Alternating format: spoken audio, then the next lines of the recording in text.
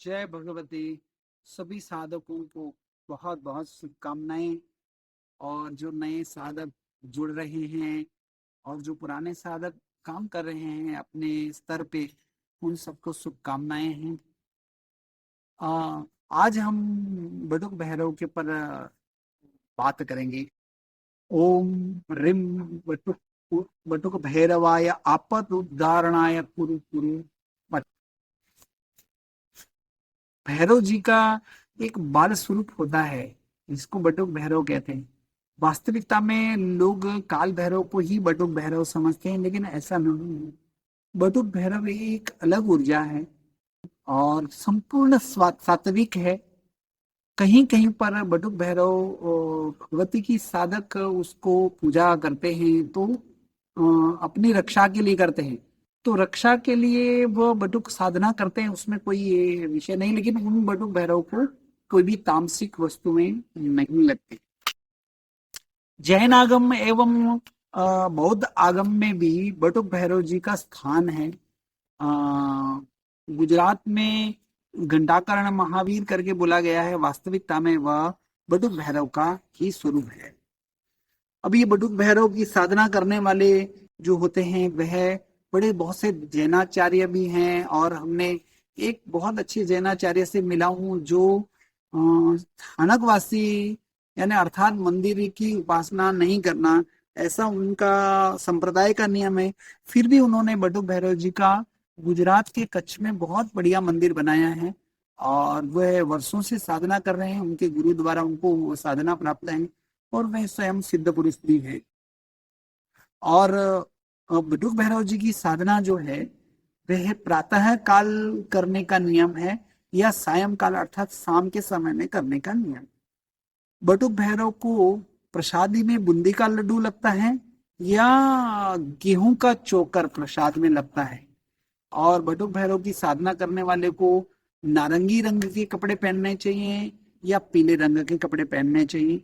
बटुक भैरव की साधना जो है करने वाला व्यक्ति शुक्ल पक्ष से प्रारंभ करे। वैसे भैरव जी की साधना कृष्ण पक्ष से की जाती है, लेकिन बटुक भैरव का ऐसा नहीं। बटुक भैरव जी की साधना शुक्ल पक्ष में अष्टमी चतुर्दशी किसी भी दिन से प्रारंभ करें, लेकिन बटुक भैरव के साथ भवानी की साधना अवश्य करें। कभी प्रत्यंगिरा की भी साधना उसके साथ कर सकते हैं। ये बटुक भैरव की साधना बहुत सरल और सहज है, और इसके कभी भी नकारात्मक परिणाम भी नहीं आते। कभी गलती भी आपकी अगर जो इस साधना में हो जाए तो आपको तकलीफ नहीं होगी। अतः बटुक भैरव की साधना करने वाला व्यक्ति एक गणेश जी की माला करे, एक अपनी कुलदेवी की माला करे, और वहां के स्थानिक क्षेत्रपाल की पूजा करके और बाद में जब प्रारंभ करें।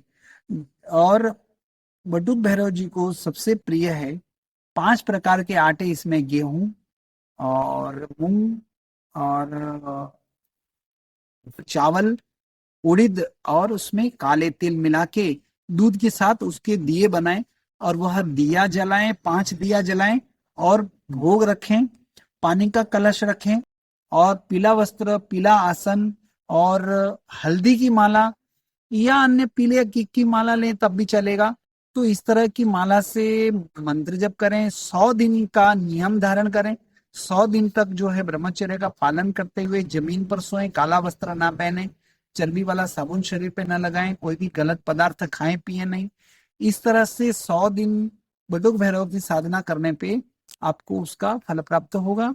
और विशेष रूप से बटुक भैरव के यंत्र भी हैं, उस यंत्र की भी उपासना कर सकते हैं, प्रतिमाओं का भी कर सकते हैं। तो यंत्र सर्वश्रेष्ठ इसलिए होता है कि यंत्र आप कहीं पर भी यात्रा कर रहे हैं तो यंत्र लेके जा सकते हैं। तर्पण, मार्जन, और विशेष करके 9 साल की उम्र के बच्चे हैं ना, उनको खाद्य पदार्थ दें, उनको प्रसन्न करें, उनके वस्त्र दें। ब्राह्मणों के बच्चों को विशेष रूप से, जो बच्चे आर्थिक रूप से कमजोर हैं उनको भी खिलाएं पिलाएं, तो आपको बटुक भैरव की कृपा होगी। बटुक भैरव धन के दाता भी हैं, याद रखें। तो जो धन की अपेक्षा रखते हैं वह भी बटुक भैरव की साधना करें। जय भगवती।